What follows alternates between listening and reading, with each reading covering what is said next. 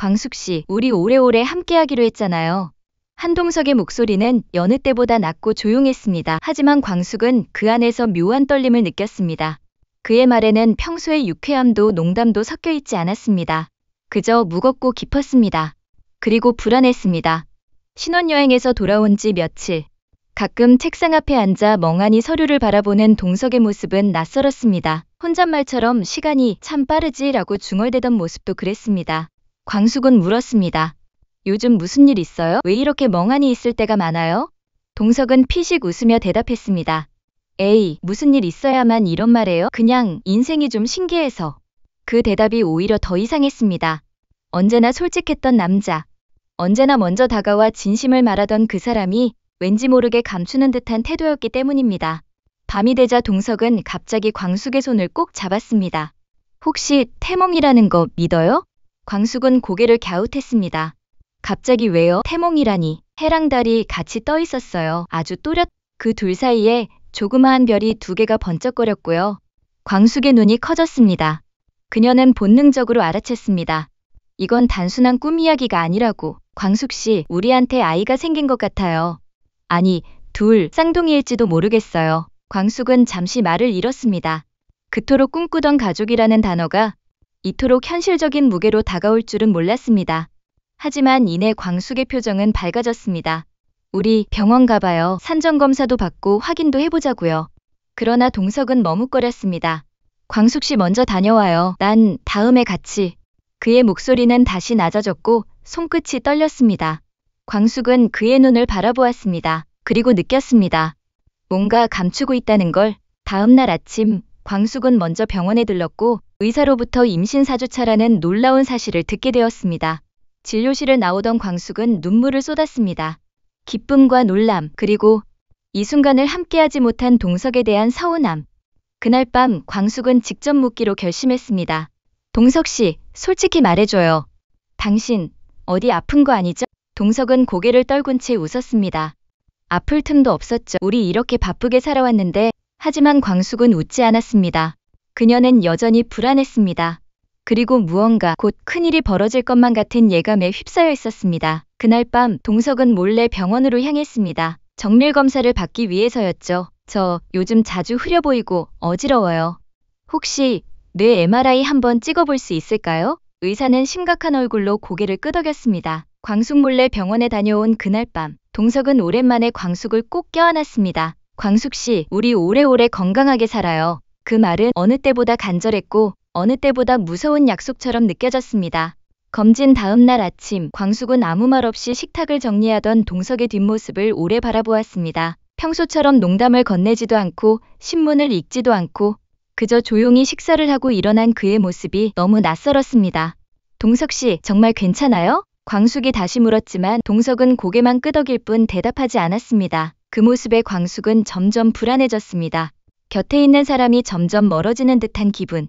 손을 잡고 있는데도 미끄러져 나가는 듯한 불안감이 엄습했습니다. 그러던 중 우연히 발견한 하얀 봉투 하나. 서랍 속 깊이 숨겨져 있던 그것은 유언장이라는 글씨가 적혀 있었습니다. 광숙은 손끝이 얼어붙는 듯한 충격을 받았습니다. 이게 뭐야? 왜 이런 걸 써놨어요? 눈물이 왈칵 쏟아질 것 같았지만 광숙은 꾹 참으며 그대로 봉투를 다시 넣었습니다. 그리고 바로 동석에게 다가가 묻지 않았습니다. 그저 더 이상 혼자 버티지 않기를 바랐습니다. 그날 저녁 마당에 앉아 밤하늘을 바라보던 동석의 곁에 광숙이 조용히 다가왔습니다. 왜 혼자 있어요? 같이 있어요, 우리. 동석은 말없이 고개를 끄덕였습니다. 그리고 처음으로 조심스럽게 입을 열었습니다. 나 병원에 다녀왔어요. 광숙의 표정이 굳었습니다. 하지만 그는 말을 멈추지 않았습니다. MRI 찍었고 피검사도 했어요. 아직 결과는 안 나왔지만 혹시 몰라서 회사 정리도 조금씩 하고 있고 법무팀엔 위임 절차도 얘기해놨어요. 그제서야 광숙은 이해했습니다.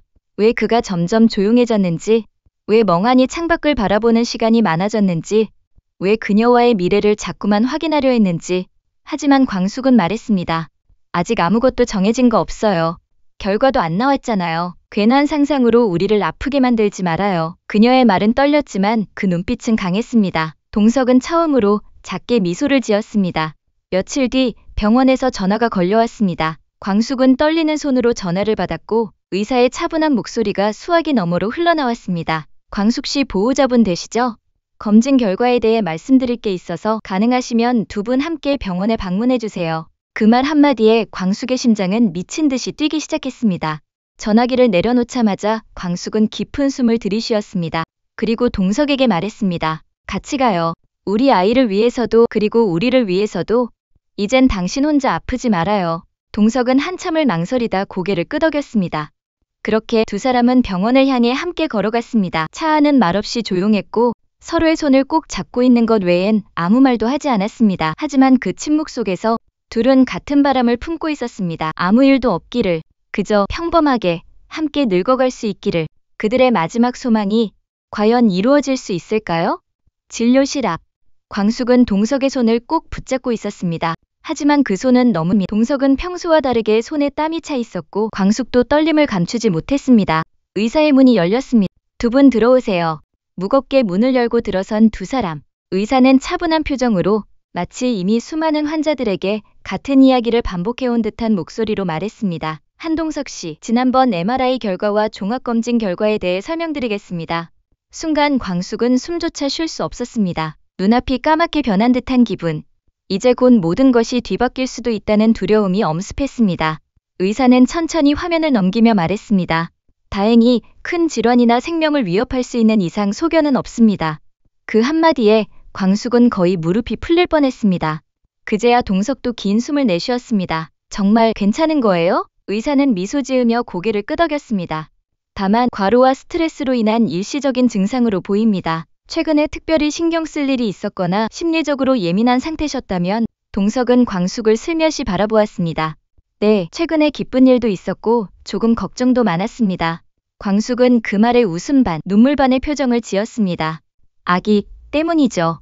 그리고 의사는 조심스레 말을 이었습니다. 지금 가장 필요한 건 휴식과 안정입니다. 그리고 앞으로는 혼자 끌어안지 마시고 가족과 충분히 나누시길 바랍니다. 그 말에 광숙은 고개를 끄덕이며 동석의 손을 꽉 잡았습니다. 병원을 나오는 길, 두 사람은 말없이 마주봤습니다. 서로의 눈에 안도와 후회 그리고 사랑이 모두 담겨 있었습니다. 광숙은 말했습니다. 무서웠어요. 혹시 당신 잃을까봐, 아기 태어나기도 전에 나 혼자 남겨질까봐 너무 무서웠어요. 동석은 조용히 그녀를 안아주었습니다. 미안해요. 혼자 끙끙 앓고 있어서 그게 당신을 더 아프게 한 것 같아서. 그 순간 광숙의 눈에서 눈물이 뚝 떨어졌습니다. 하지만 이번엔 슬픔이 아니라 안도와 사랑의 눈물이었습니다. 그리고 그들은 손을 꼭 잡은 채 병원을 나섰습니다. 작은 햇살이 창문 틈 사이로 비추며 그들의 앞날을 환히 비춰주는 듯 했습니다. 저녁 무렵, 동석과 광숙은 조용히 거실에 앉아 있었습니다.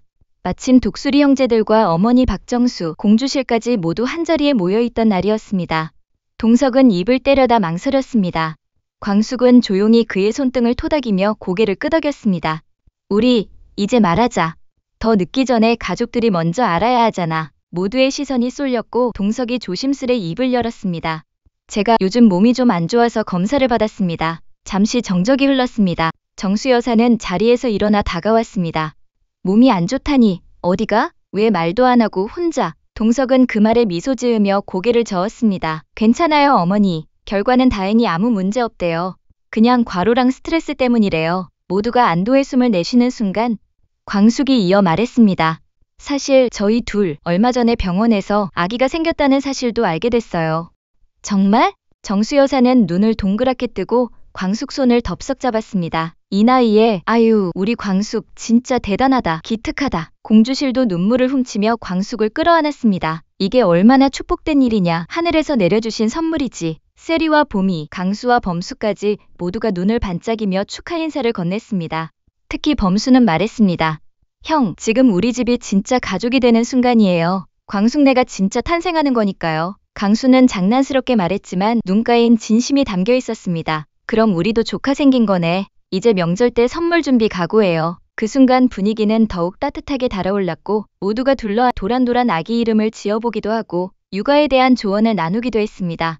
그러던 중 정수 여사가 살짝 목소리를 낮춰 말했습니다. 광수가 나 이제는 내가 내 딸 같아. 그동안 내가 모질게 굴기도 했지만 이제야 알겠어. 내가 얼마나 큰 사람인지. 광숙은 고개를 끄덕이며 정수 여사의 손을 꼭 잡았습니다.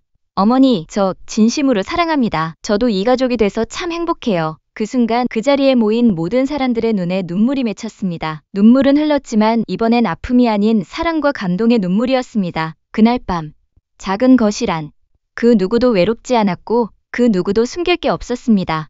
온전히 가족이라는 울타리 안에서 그들은 한마음으로 서로를 안아주고 있었습니다. 며칠 후, 따뜻한 봄 햇살이 들이치는 오후, 광숙은 집안 서랍을 정리하다가 낯선 서류 봉투 하나를 발견합니다. 그 위에는 동석의 서명이 또렷하게 적혀 있었습니다. 한동석 유언장, 그리고 그 아래 회장 직무 위임장. 그 순간 광숙의 손이 떨렸습니다. 이게 뭐야? 차마 열어보지 못한 채 광숙은 조용히 서류를 품에 안고 거실로 나왔습니다. 동석은 침실에서 아기 침대를 조립하고 있었습니다. 전동 드라이버 소리만이 방안을 울리고 있었습니다.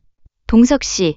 광숙의 목소리는 낮았지만 동석은 이내 그녀의 표정을 보고 모든 걸 눈치챘습니다. 그걸 벌써 봤구나. 이게 다 뭐예요? 왜 유언장이 있어요?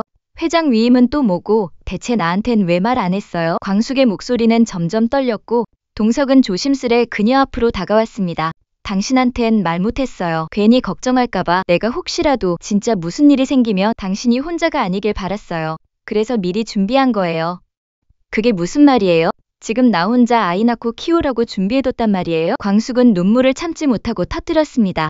나 혼자 살 수 없어요. 동석 씨랑 같이 이 아이 키우고 싶고 같이 나이 들고 싶어요. 그 말에 동석은 그녀를 꼭 안으며 말했습니다. 그래서 나도 노력했어. 몸 관리도 다시 시작했고 당신이랑 오래 살고 싶어서 죽지 않기 위해 발버둥 쳤어. 그 유언장은 혹시라도 모를 경우에 대비한 거였지.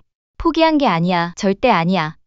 잠시 정적이 흘렀고 광숙은 그의 품 안에서 조용히 흐느꼈습니다. 그날 밤, 광숙은 동석 몰래 책상에 앉아 편지를 씁니다. 당신이 내게 보여준 사랑은 나를 더 강하게 만들었어요. 이젠 내가 당신의 방패가 될게요. 그 어떤 불안도, 어떤 두려움도 다 이겨내요, 우리. 편지를 다 쓴 광숙은 그 종이를 고이 접어 서랍 속 유언장 옆에 살짝 놓습니다. 그리고 조용히 말합니다. 유언장이 아니라 우리의 약속장이 될 거예요. 며칠 뒤, 광숙과 동석의 집 거실엔 형제들이 하나둘씩 모여들었습니다. 정수와 주실, 미순과 흥수, 범수와 세리, 그리고 강수까지. 오랜만에 모두 모인 자리였지만 분위기는 한껏 부드럽고 따뜻했습니다. 형, 우리 진짜 오랜만에 이렇게 모이네요. 강수가 먼저 입을 열자 흥수는 장난스럽게 말합니다. 그러게, 형이 아이 생겼다니까 다들 자동 소집이지 뭐. 웃음이 퍼지는 가운데 광숙은 부엌에서 차를 내오며 살짝 웃었습니다. 다들 바쁜데 이렇게 와줘서 고마워요. 그 순간 미순이 말을 이었습니다. 광숙 씨, 우리가 더 고마워요. 형제들 하나로 다시 묶어준 건 광숙 씨 덕이니까. 정수는 조용히 일어나 광숙 앞에 서더니 작은 상자를 꺼내 건넸습니다. 이거 엄마가 당신한테 주고 싶다던 거예요. 결국 직접 못 드리고 떠나셨지만 당신이 정말 가족이라고 느끼셨던 것 같아요. 상자 안에는 오래된 곰인형과 짧은 손편지가 담겨 있었습니다. 광숙아, 너는 우리 집에 온 이후로 가장 따뜻한 온기를 심어준 사람이야. 너와 동석이 함께한 시간은 내게도 선물 같았단다. 고맙고 미안하고 사랑해. 광숙은 말없이 눈시울을 붉혔고 동석은 그녀의 손을 꼭 잡았습니다. 형, 근데 태몽은 정말 쌍둥이래요? 범수가 묻자 동석은 쑥스럽게 웃으며 말했습니다. 해도 달도 동시에 떴거든. 이 정도면 둘이 오는 거 맞지 않겠어? 그 말에 세리가 눈을 반짝이며 말합니다. 그럼 미리 축하 파티부터 열어야죠. 쌍둥이 아빠 되신 회장님, 미리 육아휴직 준비하세요. 아이고, 이제 내가 아기 둘의 광숙 씨까지 챙기려면. 동석이 장난스럽게 말하자 강수는 받아칩니다. 셋 다 광숙 씨가 더 잘 챙길걸요? 웃음이 터져나오고 그 안에서 가족이라는 단어가 더욱 단단히 자리 잡았습니다. 그날 밤, 형제들은 집을 떠나며 한 명씩 광숙과 동석에게 안아줍니다. 정수는 마지막으로 말합니다. 우리 엄마 없이도 진짜 가족 됐다. 광숙 씨 덕분에 말이야. 그리고 광숙은 고개를 숙이며 말합니다. 이제부터 제가 엄마처럼 이 집 지켜나갈게요. 조용한 밤, 아이방에 먼저 들른 광숙은 벽에 걸린 액자를 만져봅니다. 그 안에는 가족들 모두 함께 찍은 사진과 그 아래 작게 쓰인 글귀가 있었습니다. 우리 다섯이 하나 되던 날, 그리고 새로운 생명이 시작된 날, 이 집은 사랑으로 가득 차 있습니다. 광숙은 조용히 속삭입니다. 이제야 진짜 가족이 된 것 같아요. 이 아이 사랑으로 키울게요. 우리 모두가 함께하는 가족 안에서. 몇 달 후, 봄바람이 따뜻하게 불어오는 어느 날, 광숙은 병원 진료를 마치고 나와 배를 조심스레 어루만지며 말했다. 아가야, 너를 기다리는 사람들이 많단다. 삼촌도, 고모도, 할머니도, 그리고 아빠도 정말 많이 보고 싶어해. 그 순간 병원 앞 주차장에 낯익은 S 도착했습니다. 운전석에서 내리는 한동석. 그는 광숙을 보자마자 달려와 그녀의 손을 꼭 잡았습니다. 많이 기다렸죠? 광숙 씨, 그리고 아가. 동석은 광숙의 배에 조심스럽게 입을 맞췄습니다. 우리 딸, 엄마 말 잘 듣고 있지? 딸이래요? 광숙이 눈을 동그랗게 뜨자 동석은 씩 웃으며 말했습니다. 오늘 아침에 꿈 꿨는데 우리 딸이 광숙 씨 닮아서 엄청 환하게 웃더라고요. 그래서 느낌이 왔어요. 공주님이 맞다. 그 순간 광숙은 동석의 손을 잡고 말했습니다. 건강검진 결과도 너무 좋아요. 동석 씨도 아가도 다 건강하대요. 정말 다행이에요. 그 말을 들은 동석은 눈빛이 촉촉해졌습니다. 지난 몇 주간의 불안과 걱정, 그리고 조용히 감춰둔 두려움이 이 순간에 와르르 무너졌습니다. 고마워요. 이렇게 우리 모두 건강하게 살아줘서. 며칠 뒤 독수리 오형제가 모두 모인 가족 식사 자리가 마련됐습니다. 이번엔 주실이 직접 차린 한상 가득한 식탁 앞에서 정수는 조용히 건배를 제안했습니다. 오늘은 특별한 날입니다. 우리 집에 새로운 가족이 곧 태어날 예정이고 모두가 아픔을 딛고 다시 함께 모였습니다. 그래서 말인데 정수는 웃으며 말했습니다. 우리 이제 싸우지 말고 자주 보자. 진짜 가족답게. 흥수가 들고 있던 잔이 덜컥 울렸고 강수는 조용히 미소 지었습니다. 형, 그 말 우리 엄마가 제일 듣고 싶어 했던 말일 거예요. 그리고 모두가 잔을 들어 건배했습니다. 우리 가족 영원하자. 해질녘, 광숙과 동석은 함께 집 근처 공원을 산책하고 있었습니다. 광숙은 동석의 팔에 기대어 말했습니다. 우리 오래오래 건강하게 살아요. 아이가 크는 모습도 같이 보고 가족들 웃음도 함께 보고 동석은 고개를 끄덕였습니다. 응. 그리고 우리 아이가 나중에 이렇게 말하면 좋겠어요. 뭐라고요? 우리 엄마 아빠는 정말 서로를 많이 사랑했대. 그리고 우리 가족은 진짜 따뜻한 집이래. 광숙은 조용히 미소 지으며 대답했습니다. 그 말 꼭 들을 수 있을 거예요. 카메라가 천천히 뒤로 빠지며 산책길 위 두 사람의 뒷모습이 화면을 채웁니다. 그리고 화면 하단에 자막이 떠오릅니다. 독수리 오형제를 부탁해. 끝까지 함께해주신 여러분 감사합니다. 그리고 여러분의 삶에도 따뜻한 해피엔딩이 찾아오기를. 이렇게 마무리가 됩니다. 라는 결론을 지어봤습니다. 오늘 영상이 마음에 드셨다면 구독, 좋아요 부탁드립니다. 시청해주셔서 감사합니다.